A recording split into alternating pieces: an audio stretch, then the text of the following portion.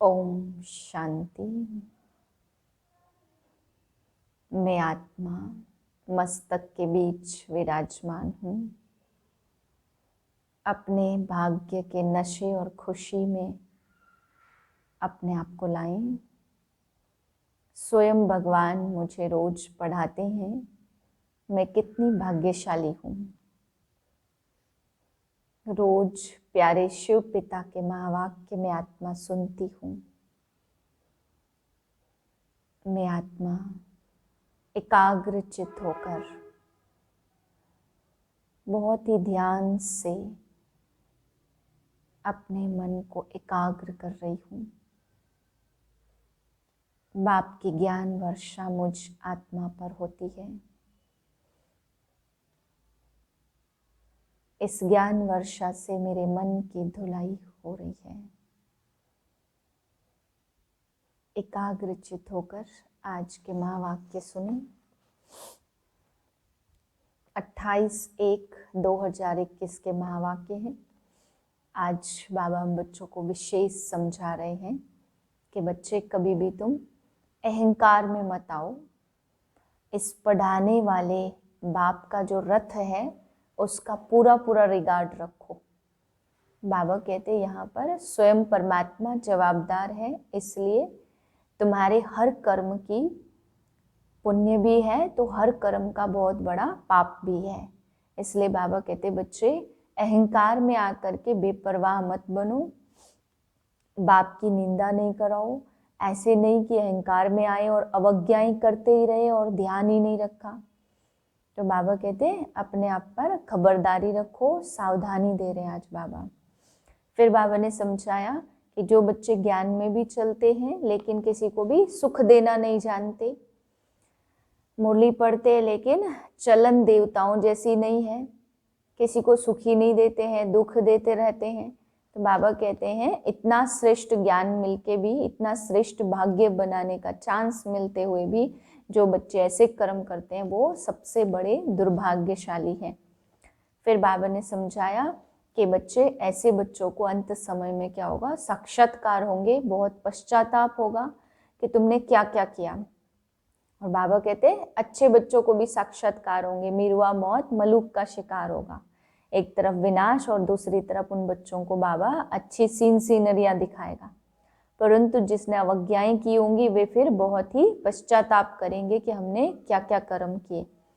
इसलिए बाबा ने कहा अंत समय में सब कुछ दिखाई देगा तो अपना ध्यान रखना है। ऐसे नहीं कि माया हमसे बार बार अवज्ञा कराती रहे, मिथ्या अहंकार में नहीं आना है और ऐसा नहीं कि परवाह ही नहीं करो कि कुछ भी हो रहा है। तो बाबा कहते आगे बहुत कड़ी सजाएं भी हैं, क्योंकि ये परमात्मा आकर के, भगवान आकर के समझाता है, उसके बाद भी सुधरते नहीं हैं तो फिर इनकी कड़ी कड़ी सजाएं भी मिलती हैं। मीठे बच्चे कभी भी मिथ्या अहंकार में नहीं आओ, इस रथ का भी पूरा पूरा रिगार्ड रखो। प्रश्न है तुम बच्चों में पद्मा पदम भाग्यशाली कौन और दुर्भाग्यशाली कौन?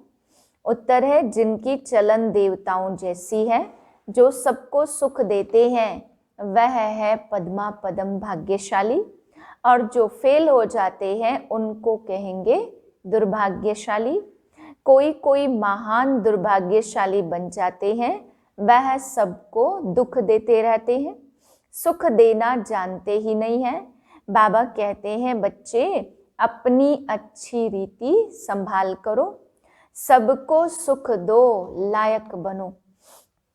ओम शांति। रूहानी बाप बैठ रूहानी बच्चों को समझाते, तुम इस पाठशाला में बैठ ऊंच दर्जा पाते हो, दिल में समझते हो हम बहुत ऊंचते ऊंच स्वर्ग का पद पाते हैं। ऐसे बच्चों को तो बहुत खुशी होनी चाहिए। अगर सबको निश्चय है तो सब एक जैसे तो हो न सके। फर्स्ट से लास्ट नंबर तक तो होते ही हैं, पेपर्स में भी फर्स्ट से लास्ट नंबर तक होते हैं। कोई फेल भी होंगे तो कोई पास भी होते होंगे। तो हर एक अपनी दिल से पूछे, बाबा जो हमको इतना ऊंच बनाते मैं कहाँ तक लायक बना हूँ? फलाने से अच्छा हूँ, व कम हूँ, यह पढ़ाई है ना।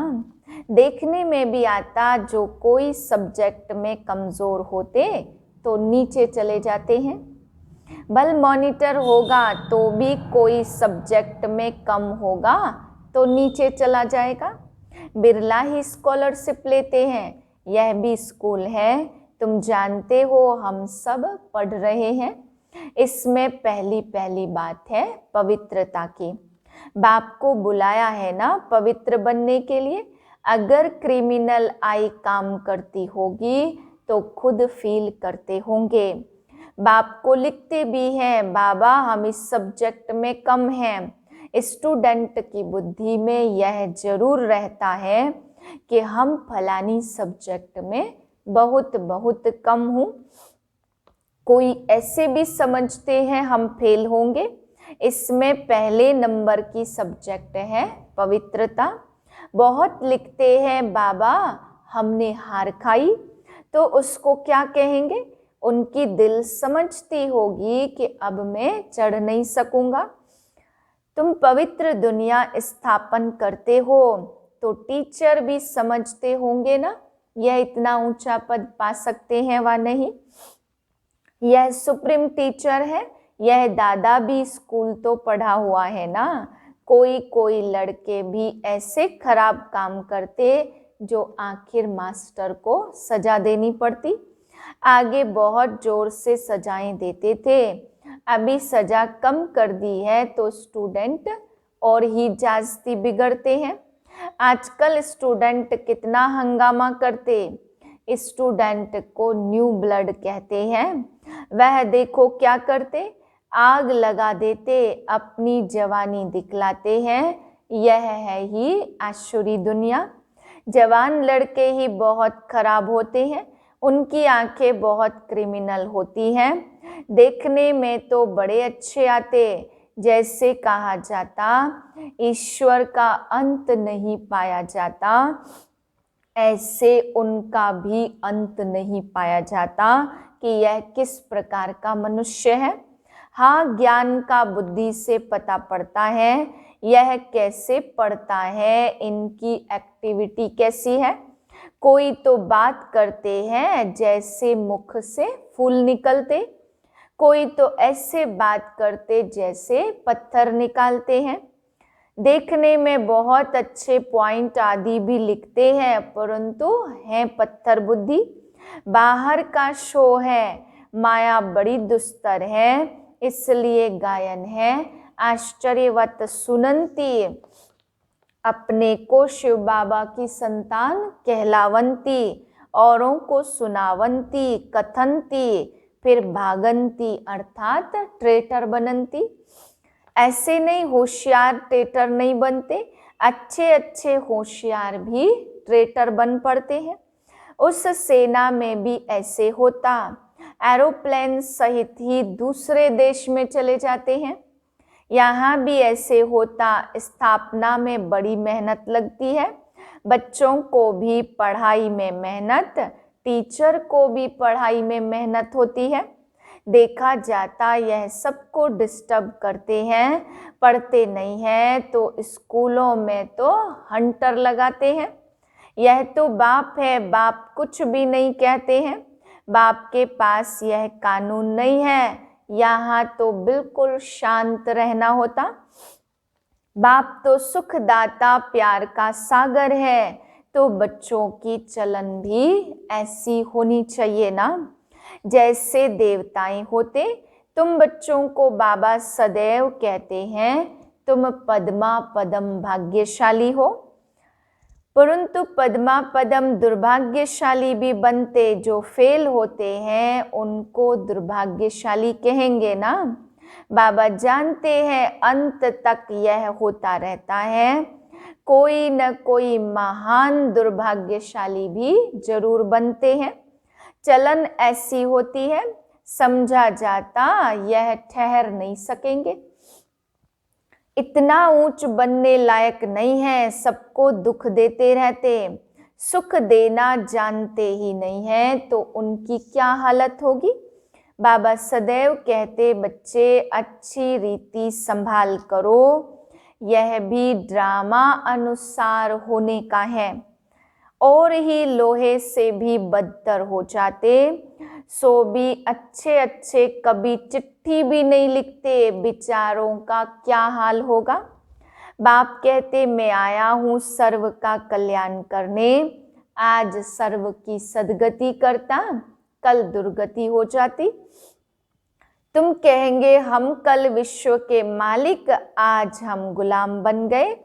5000 वर्ष का यह एक्यूरेट झाड़ है, एक सेकंड भी फर्क नहीं पड़ सकता। नॉलेज देने वाला है वृक्षपति, बीज कितना छोटा, उनसे फल देखो कितना बड़ा निकलता। यह वंडरफुल झाड़ है, इसका बीज भी कितना छोटा, आत्मा भी कितनी छोटी और बाप भी कितना छोटा है। ऐसी कोई ज्योति निकलकर समा थोड़ी सकती है। भल विवेकानंद बतलाते, उसने कहा ज्योति उनसे निकलकर मेरे में समा गई। भगवानोवाच कोई भी मनुष्य की महिमा यह है नहीं, महिमा है तो देवताओं की, और जो ऐसा देवता बनाने वाला है उनकी महिमा है। बस एक शिव बाबा की महिमा है। 84 जन्मों के बाद ऊंचते ऊंच लक्ष्मी नारायण नीचे उतरते, तत्त्वम, तुम ही विश्व के मालिक थे, फिर तुम अभी क्या बन गए हो। बाप के लाडले भी वही हैं जिनकी बुद्धि में सारा ज्ञान होगा। जो पास विद ऑनर होंगे उनकी अवस्था यह होगी। ऐसे बच्चों पर बाप स्वर्ग की राजाई कुर्बान कर देते। कहते हैं मैं राजाई नहीं करता हूँ, तुमको देता हूँ, इसको निष्काम सेवा कहा जाता। बच्चे जानते हैं बाबा हमको सिर के ऊपर चढ़ाते, तो ऐसे बाप को कितना याद करना चाहिए। यह भी ड्रामा बना हुआ है। बाप संगम पर आकर सबको सदगति देते, नंबरवार पुरुषार्थ अनुसार। नंबर 1 हाईएस्ट बिल्कुल पवित्र, नंबर लास्ट बिल्कुल अपवित्र। याद प्यार तो बाबा सबको देते। बाप कितना अच्छी रीति समझाते, कभी भी मिथ्या अहंकार नहीं आना चाहिए। बाप कहते खबरदार रहना है, रथ का भी रिगार्ड रखना है। इन द्वारा ही तो बाप सुनाते हैं ना। इसने तो कभी गाली नहीं खाई थी, सब प्यार करते थे। अभी तो देखो कितनी गाली खाते हैं। कई ट्रेटर बन भागंती हो गए तो फिर उनकी क्या गति होगी, फेल होंगे ना। बाप समझाते माया ऐसी है, इसलिए बहुत खबरदारी रखते रहो। माया किसको भी छोड़ती नहीं है, सब प्रकार की आग लगा देती। बाप कहते मेरे बच्चे कामचिता पर चढ़ काले कोयले बन गए हैं। सब तो एक जैसे नहीं होते ना, सबका एक जैसा पार्ट है। इनका नाम ही है वैश्यालय। रावण कितना जबरदस्त, बुद्धि को ही पतित बना देता है। याद बिगर क्रिमिनल आंखें कभी बदल नहीं सकती, इसलिए सूरदास की कहानी है तो बनाई हुई बात, दृष्टांत भी देते। अभी तुम बच्चों को ज्ञान का तीसरा नेत्र मिला। कहते हैं ना तुम तो अंधे अज्ञानी हो, तो अज्ञान माना अंधियारा। एक सेकंड में सारा ज्ञान आ जाता है, फिर भी अंत तक माया की परीक्षा चलती रहेगी। इस समय तो तूफान के बीच में है, पक्के हो जाएंगे तो फिर इतना तूफान नहीं आएंगे, गिरेंगे नहीं। फिर देखना तुम्हारा झाड़ कितना बढ़ता है। नामाचार तो होना ही है, झाड़ तो बढ़ता ही है। थोड़ा विनाश होगा तब फिर बहुत खबरदार रहेंगे। फिर बाप की याद में एकदम चटक जाएंगे, समझेंगे टाइम तो बहुत थोड़ा है। बाप तो बहुत अच्छा समझाते, आपस में बहुत प्यार से चलो, आंख नहीं दिखाओ, क्रोध का भूत आने से शक्ल ही एकदम बदल जाती है। तुमको तो लक्ष्मी नारायण जैसी शक्ल वाला बनना है। एम ऑब्जेक्ट सामने है, साक्षात्कार पिछाड़ी को होता। जब ट्रांसफर होते तो जैसे शुरू में साक्षात्कार हुए, ऐसे अंत समय में भी बहुत पार्ट देखेंगे। तुम बहुत खुश होंगे। मिरवा मौत मलुक का शिकार, पिछाड़ी में बहुत सीन सीनरी देखनी है। तब तो फिर पछताएंगे भी ना कि हमने यह किया। फिर उनकी सजा भी बहुत कड़ी मिलती है, तो बाप आकर पढ़ाते, उनकी भी इज्जत नहीं रखते तो सजा मिलेगी ना। सबसे कड़ी सजा उनको मिलेगी जो विकार में जाते हैं या शिव बाबा की बहुत ग्लानि करने के निमित्त बनते हैं। माया बड़ी जबरदस्त है। स्थापना में क्या क्या होता, तुम तो अभी देवता बनते हो, सतयुग में असुर आदि होते नहीं है। यहाँ विकारी मनुष्य कितना दुख देते, बच्चियों को मारते हैं, शादी जरूर करो। स्त्री को विकार के लिए कितना मारते, कितना सामना करते हैं। कहते हैं सन्यासी भी रह न सके, यह फिर कौन है जो पवित्र रहकर दिखाते। भगवान वाच काम जीते जगत जीत, तुम समझाते हो हमको प्राप्ति इतनी बड़ी है इसलिए छोड़ा। माया बहुत पछाड़ती है, ऐसा लक्ष्मी नारायण बनेंगे तो क्यों नहीं पवित्र बनेंगे। ऊंची पढ़ाई है ना, तो बाप आकर पढ़ाते, यह सिमरन अच्छी रीति बच्चे नहीं करते तो फिर माया थप्पड़ लगा देती। माया अवज्ञाएं भी बहुत कराती हैं, फिर उनका क्या हाल होगा। माया ऐसा बेपरवाह बना देती, अहंकार में ले आती है, बात मत पूछो। नंबरवार राजधानी बनती है तो कोई कारण से तो बनेगी ना। अभी तुमको पास्ट प्रेजेंट फ्यूचर का ज्ञान मिलता है तो कितना अच्छी रीति ध्यान देना चाहिए। अहंकार आया, यह मरा। माया एकदम वर्थ नॉट ए पेनी बना देती है। बाप की अवज्ञा हुई तो फिर बाप को याद नहीं कर सकते। अच्छा, मीठे मीठे सिकिलधे बच्चों प्रति माता पिता बाप दादा का याद प्यार गुड मॉर्निंग। रूहानी बाप की रूहानी बच्चों को नमस्ते। हम रूहानी बच्चों की रूहानी बाप को नमस्ते। धारणा के लिए है पहली पॉइंट, आपस में बहुत प्यार से चलना है। कभी भी क्रोध में आकर एक दो को आंख नहीं दिखानी है। बाप की अवज्ञा नहीं करनी है। दूसरी पॉइंट है, पास विद ऑनर बनने के लिए पढ़ाई बुद्धि में रखनी है। चैतन्य लाइट हाउस बनना है, दिन रात बुद्धि में ज्ञान घूमता रहे। वरदान है, सदा अपने श्रेष्ठ भाग्य के नशे और खुशी में रहने वाले पद्मा पदम भाग्यशाली भव।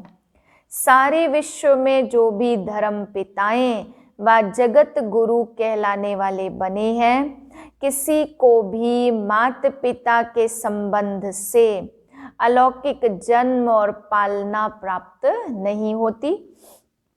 वे अलौकिक माता पिता का अनुभव स्वप्न में भी नहीं कर सकते। और आप पद्मा पदमपति श्रेष्ठ आत्माएं हर रोज माता पिता की व सर्व संबंधों की याद प्यार लेने के पात्र हो। स्वयं सर्वशक्तिमान बाप आप बच्चों का सेवक बन हर कदम में साथ निभाता है। तो इसी श्रेष्ठ भाग्य के नशे और खुशी में रहो। स्लोगन है, तन और मन को सदा खुश रखने के लिए खुशी के ही समर्थ संकल्प करो। ओम शांति।